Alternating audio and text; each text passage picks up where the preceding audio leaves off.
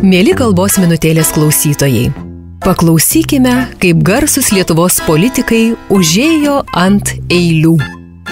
Liberalas Kęstutis Glaveckas, išklausęs vyriausybės veiklos ataskaitą, pareiškė, kad ana jam kelia liūdesį. O kur liūdesys, ten ir mūza, prabilusi eilėmis. Liberalą taip liūdina vyriausybės neveiklumas, kad Glaveckas savo eilėraštį taip ir pradeda. Į vyriausybę ateina liūdesys ir pabeldęs klausia: ar galima užeiti?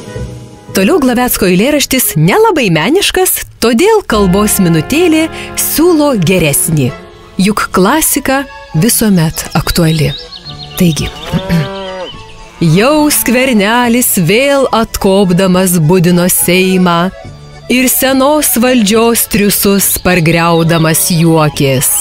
Darbo partija su ledais visais sugaišti pagavo ir putodams Butkevičius į nieką pavirto.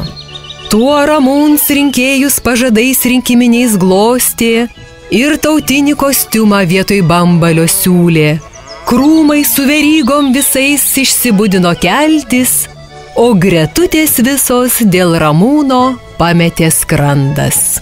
Vislapkas MG skandale numirė verkdams, Vislapkas Seimo viešbutį padėjėjas perkirkino.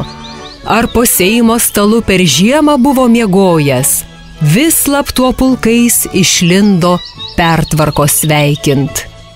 Pūkas su Basčiu į šaltą pašalį traukės, Baškienė su Širinskienėm irgi pelėdom, Kepenis su Urbšiu ir kurmiai naisių šilumą gyrė. Musės ir vabalai, uodai su kaime neblusu, mus jau vargint vėl pulkais susirinko.